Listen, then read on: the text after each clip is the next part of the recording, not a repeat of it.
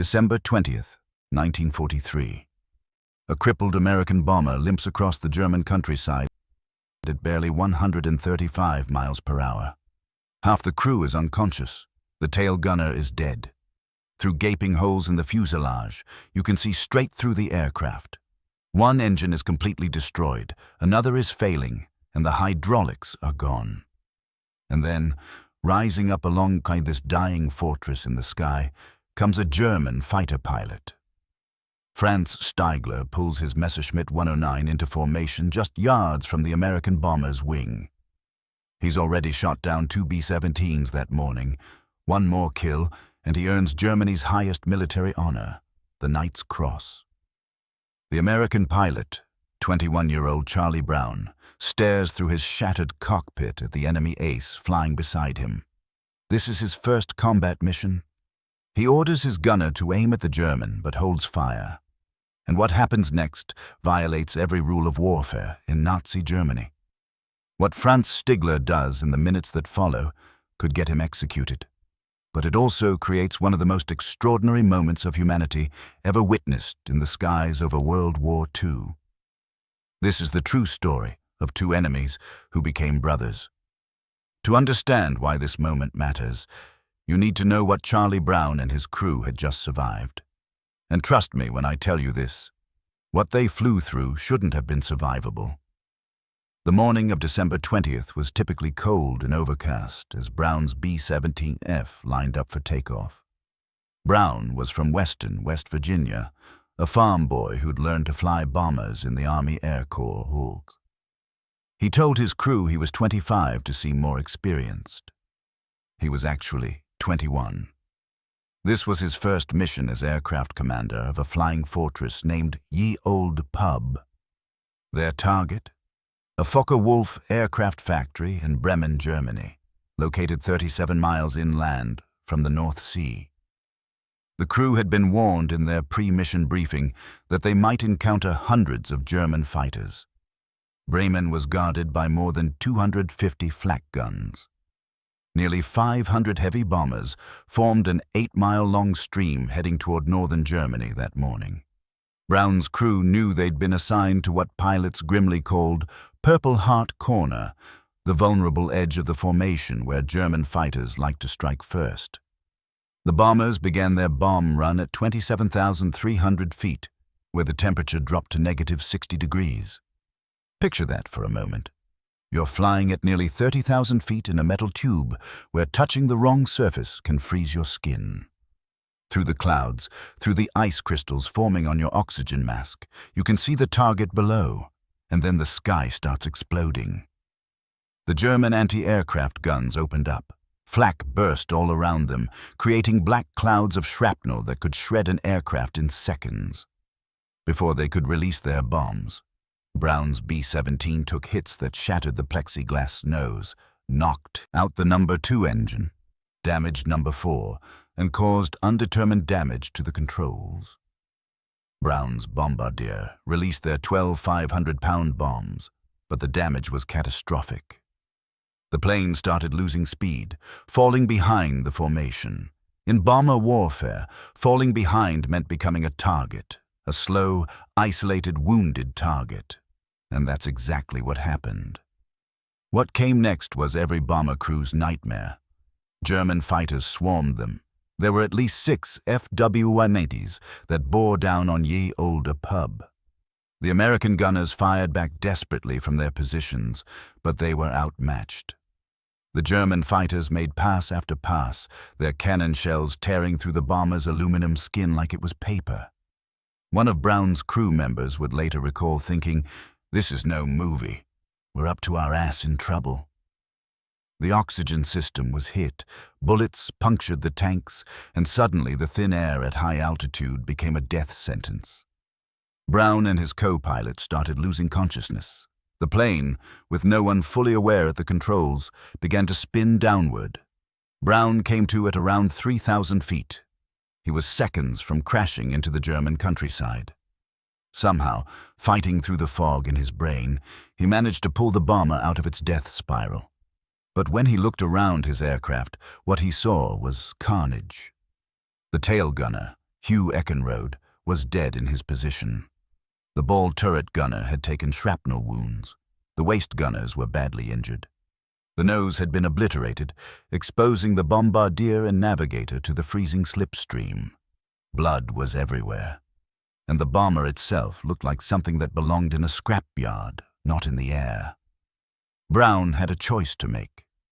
He could try to reach neutral Sweden, about 300 miles to the northeast, or he could head west toward England, which was closer but meant flying over German-occupied territory and then the North Sea. Either way, they were flying a barely controllable wreck at low altitude deep inside enemy territory. He chose England. They'd try to make it home. Now here's where the story takes its most crucial turn. Because at that exact moment, at a Luftwaffe airfield called Jever, a German fighter pilot named Franz Stigler was refueling his Messerschmitt Bf 109. Stigler wasn't some teenage fanatic fighting for the Reich. He was 27 years old, a veteran pilot who'd flown in North Africa, Sicily, and now defended German skies. He'd grown up Catholic in Bavaria, the son of a World War I veteran pilot who died when Franz was young. Before the war, Franz had flown Lufthansa commercial flights. He loved flying the way other people love breathing. That morning, Stigler had already shot down 2 B-17 bombers. His commander had been pushing him toward earning the Knight's Cross, Germany's highest military decoration. The requirement? He needed one more bomber kill to reach the threshold. Just one more. When word came over the radio about a crippled B-17 flying low and slow near the airfield, Stigler's squadron leader practically ordered him into the air. This was his chance. An easy kill. The medal that would change his life. Stigler took off alone in his Bf 109 G6 and began scanning the winter sky. He spotted the B-17 almost immediately. It was flying at around 1,000 feet, barely above the treetops, struggling to maintain altitude. Even from a distance, Stigler could see this bomber was finished. Smoke trailed from damaged engines. Parts of the aircraft were simply missing. He approached from behind, lining up for what should have been a textbook kill shot. But as he closed to within 200 yards, something made him hesitate. Through the massive holes in the bomber's fuselage, Stigler could see inside the aircraft. He could see the crew members, some slumped over, others frantically working. He could see the blood. He could see men barely holding on. And then Stigler saw the tail gunner's position. The man wasn't moving. The guns hung limp. No one in the bomber was even attempting to fire at him anymore. In that moment, Franz Stigler made a decision that would define the rest of his life. Instead of attacking, he pulled his fighter alongside the crippled bomber. He flew close enough that Charlie Brown could see his face through the shattered cockpit glass. Brown's mind raced. What was this German doing? Why wasn't he shooting? Brown signaled to his top turret gunner to aim at the Bf 109, but something told him not to give the order to fire. Maybe it was instinct, maybe it was the look on the German pilot's face, or maybe it was just the knowledge that his crew couldn't survive another attack. Stigler began gesturing. He was pointing, trying to communicate something. At first, Brown couldn't understand. Was he telling them to land, to surrender? And then it became clear. Stigler was pointing toward Sweden. He was telling them to fly northeast, to neutral territory, where they'd be interned, but safe. Brown shook his head. He pointed west. They were going home to England. What Franz Stigler did next violates everything we think we know about aerial combat in World War II. Instead of breaking off or attacking, he stayed with the bomber. He escorted it. He positioned his Messerschmitt so that German anti-aircraft gunners on the ground couldn't get a clear shot at the B-17 without risking hitting him. When they approached the German coastline, heavily defended with flak batteries that would shred the crippled bomber, Stigler flew so close to the B-17 that from the ground it looked like he was making a kill. The gunners held their fire. For several minutes, this surreal scene played out. A German ace escorting an American bomber to safety. Stigler even flew formation with them, wingtip to wingtip, across the German coast and out over the North Sea. Only when they were safely over water, beyond the range of German coastal defenses, did Stigler pull away. He saluted Charlie Brown, rolled his fighter, and disappeared back toward Germany. Brown and his crew, stunned and barely conscious, continued limping toward England. They made it back to their base at Kimbolton and crash-landed. When Brown tried to explain what happened, his commander told him to never speak of it again. The story was classified. If word got out that a German pilot had spared an American crew, it might create false hope that could get other crews killed. The incident was buried in the classified files of World War II. But here's what makes this story even more remarkable. Franz Stigler's decision that day should have gotten him executed. In Nazi Germany, allowing an enemy bomber to escape was considered treason. If his commanding officer had reported what he'd done, Stigler would have faced a firing squad. The Luftwaffe had strict orders: destroy all enemy aircraft, no exceptions, no mercy. Stigler never reported the incident. He never claimed the kill he could have easily taken. He walked away from the Knight's Cross, from recognition, from everything that German fighter pilots were supposed to want. And he kept the secret for the rest of the war. Why did he do it? Years later, Stigler would explain that his commanding officer in North Africa, a veteran pilot named Gustav Rödel, had told him something he never forgot. If I ever see or hear of you shooting at a man in a parachute, I will shoot you down myself. The code was simple. You don't kill a defenseless enemy. You don't shoot at someone who can't fight back. When Stigler saw the condition of that B-17, saw the wounded and dying men inside, he didn't see an enemy bomber. He saw a lifeboat in the sky, and his conscience wouldn't let him destroy it. Think about what that means. In the middle of the most brutal war in human history, with everything on the line, with his own military decoration hanging in the balance, Franz Stigler chose mercy. He chose to see the humanity in his enemy, and that choice could have cost him his life. The war ended.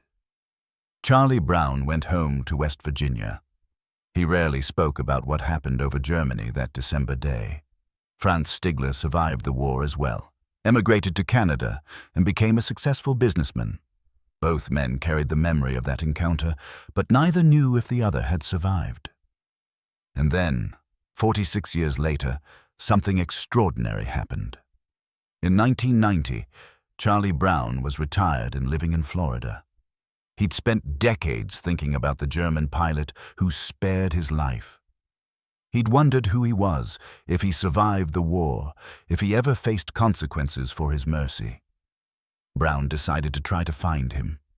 It was a long shot, finding one German pilot among millions who served in the Luftwaffe. But Brown felt he had to try. He wrote a letter to a Combat Pilot Association newsletter, describing the encounter and asking if anyone knew of a German pilot who might have been involved. He included every detail he could remember: the date, the location, the type of aircraft, the gestures, the salute. The letter was published and circulated. Months passed with no response. And then, in 1990, a letter arrived from Vancouver, Canada. It was from Franz Stigler. Stigler had seen Brown's letter and immediately knew it was about him. Every detail matched. He'd carried that secret for nearly 50 years, never speaking about it, never seeking recognition. Now, at 70 years old, he had the chance to finally meet the American pilot whose life he'd saved. They arranged to meet. When Charlie Brown and Franz Stigler came face to face for the first time since that day over Germany, they embraced like brothers. Brown was crying. Stigler was crying. Two men who should have been enemies, who should have killed each other, were reunited as friends. They spent the rest of their lives in close contact. They visited each other regularly. They attended air shows together. They told their story to anyone who would listen. And what they discovered was that they had more in common than they ever imagined. Both were pilots who loved flying. Both were men of conscience who believed in honor, even in war. Both had carried the weight of that encounter for decades, wondering if they'd ever have the chance to say thank you. Franz Stigler told Brown something during one of their meetings that captures the heart of this story. He said, "I didn't have time to think about what I was doing. I just knew I couldn't shoot. All I could see was my brother who had been killed in action, and I thought, that could be him." That's the moment that changes everything about this story. Stigler didn't spare Brown's crew because of some grand philosophical belief or calculated decision. He did it because, in that split second, he saw his own brother in that crippled bomber. He saw humanity where he was supposed to see only an enemy. The friendship between Brown and Stigler lasted until their deaths. Franz Stigler passed away in March 2008 at age 92. Charlie Brown died 8 months later in November 2008 at age 87. They're buried hundreds of miles apart, but their story lives on as one of the most powerful examples of humanity in warfare ever documented. Their story was eventually turned into a book called A Higher Call by Adam Makos, which became a bestseller and brought international attention to this incredible encounter. Military historians, psychologists, and ethicists have studied this incident, trying to understand what makes someone choose mercy when everything in their training and environment tells them to kill. What Stigler did that day was an act of radical empathy. He broke the rules, he risked everything, and he changed not just Charlie Brown's life, but the lives of every crew member on that B-17 who went home to their families because one German pilot decided that honor mattered more than a medal. There's something profound here about how we think about enemies. In war, we're taught to dehumanize the other side. It's easier to fight, easier to kill, easier to survive if you don't think of your enemy as someone with a family, with dreams, with a life worth living. But Stigler couldn't do that. When he looked inside that shattered bomber, he couldn't unsee the humanity staring back at him. And here's what makes this story relevant today. We live in a world that constantly wants us to see others as enemies. Different politics, different beliefs, different backgrounds. We're encouraged to put people in boxes and treat them as opponents. But the story of Charlie Brown and Franz Stigler reminds us that even in the worst circumstances imaginable, in the middle of a world war with everything on the line, it's possible to choose humanity. Stigler had every reason to take that shot. He had orders. He had peer pressure. He had a medal waiting for him. He had national pride and military duty and survival instinct all telling him to destroy that bomber. And still, he chose differently. That's the kind of courage that doesn't make headlines. It's not about being the best pilot or the most decorated soldier. It's about being the person who looks at another human being in their most vulnerable moment and decides that life matters more than victory. When Charlie Brown landed his crippled B-17 back in England, half his crew was wounded or dead, his aircraft was destroyed, and he'd just experienced the most traumatic day of his life. But he was alive.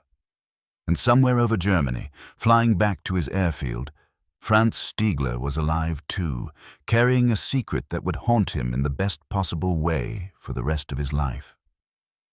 Think about the ripple effects of that one decision. Brown's crew members who survived went on to have families, careers, lives that span decades. Their children and grandchildren exist because Franz Stigler couldn't pull the trigger. How many people are alive today because of what one German pilot chose not to do on a cold December afternoon in 1943? The story of Olde Pub and Franz Stigler isn't just a war story. It's a story about the moment when conscience overrides conditioning.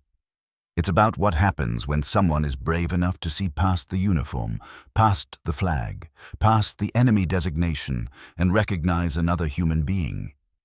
And maybe that's the real lesson here. We're living through times when it feels like empathy is in short supply, when taking sides seems more important than understanding the person on the other side. But if a German fighter pilot could choose mercy in the middle of World War II, if he could risk execution to save enemy lives, then maybe we can find ways to choose humanity in our own conflicts, whatever they might be. The photograph of Charlie Brown and Franz Stigler standing together in their later years, arms around each other, smiling like old friends, is one of the most powerful images to come out of World War II. It's proof that even the deepest divides can be bridged. Even the worst enemies can become brothers. Even in war, humanity can prevail. That's the story of the Flying Fortress and the German ace who spared it. Two men, one impossible moment, and a friendship that proved mercy is never weakness.